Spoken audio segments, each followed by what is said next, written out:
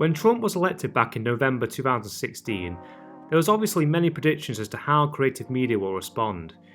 Music's always been the medium to be the quickest responder to political and societal changes, and people hoped at least protest and punk music will come back in the pop culture conscience, very much like it did during the Ronald Reagan era.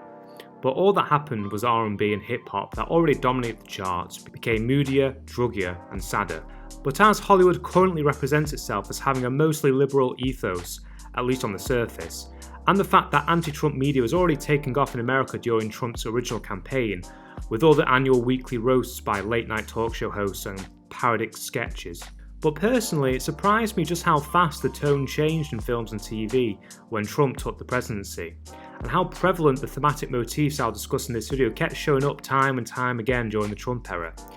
It reminded me a lot in a weird way of Hollywood's reaction to 9/11, where paranoia and moral ambiguity made its way as a subtext to a lot of big mainstream films. While those two themes are still swimming in the pop culture cocktail, there's been a big surgency of activist films, TV shows and documentaries that kicked the door down in 2016,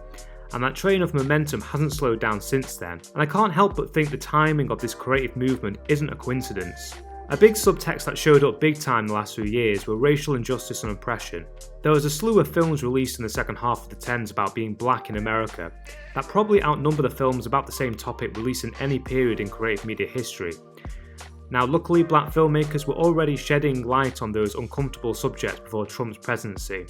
but Moonlight winning Best Picture I feel was a landmark movement in the film industry that opened up a lot of opportunities for other filmmakers to tackle the issue of oppressed blacks in America. Jordan Peele's Get Out was a huge box office smash, and the film's provocative approach of going after the thinly veiled racism of people who portray themselves as being liberal progressives in a Stepford Wives type horror movie obviously resonated with a lot of people.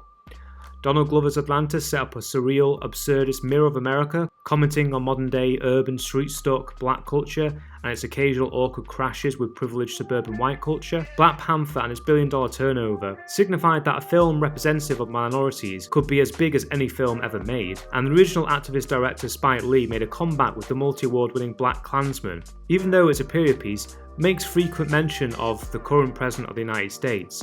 and even plays video footage of the infamous Unite the Right rally in Charlottesville, and makes a correlation between the far-right pro-Trump protesters and the KKK members featured in the film. These films and TV shows and the culture as a whole gave birth to the coined woke movement, which has always been, in my eyes, accelerated by people's view of Trump as being a socially regressive president. The woke movement also gave rise to feminist films, which again had more concentrated effort in the last 4 years than at any point in America, like films on the basis of sex, Little Women, Wild Rose, among many others. And there was an effort to feature women in more prominent, stronger roles in genres where the convention was to have women be nothing more than a supportive character for the male-centric leads.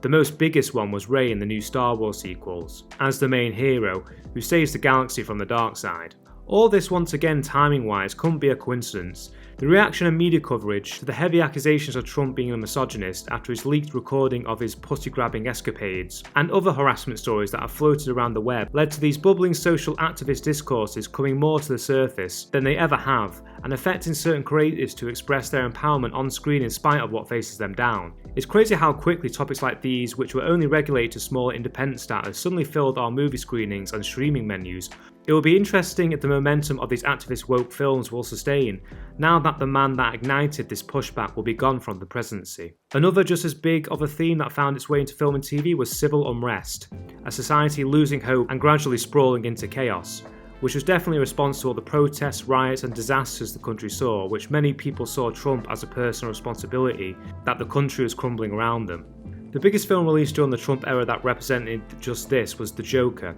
If that film's biggest inspiration, Taxi Driver, was a time capsule of post-Vietnam, post-Flower Power America during the 70s, I think for better or for worse, Joker will be a time capsule sociologically and politically for our times. Even ironically enough, the film itself takes place in the 70s. The rich elite versus the poverty-stricken masses, the neglection of mental illness, and the revolutionary splashes on the ending riot sequence struck a nerve with many people. The discourse of the film before it even came out was everywhere, with people accusing it as being a weird incel recruitment film, how people were in danger of going to the cinema to see it as there was concerns of crazed people paying tribute to the crazed character by attacking and shooting people at the screenings. It ended up being quite poetic that the film's focus on how and why civil unrest happens in its fictional world of Gotham City warped our own crazy civil unrest going into the film, which could only happen during our crazy times. Another superhero adaptation that commented on our times was HBO's Watchman, which was a modern retelling on the original book's thesis on the escalating civil unrest leading to potentially apocalyptic consequences, but instead tying it to the Cold War and the nuke threat, tied into the history of racial oppression that has stained America since its inception. And even though the show was made last year, the sight of armed police with masks on is eerily prophetic of what is to come the very next year. And about the next year, considering all the Black Lives Matter protests, the riots running all the way through this crazy year 2020,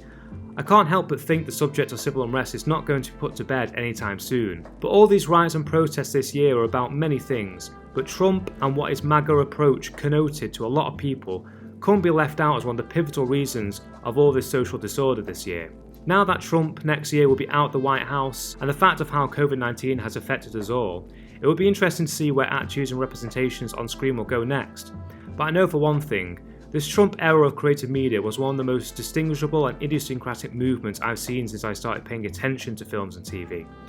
One that in many ways gave us some of the most angry, divisive and diverse films and TV shows in any presidential reign.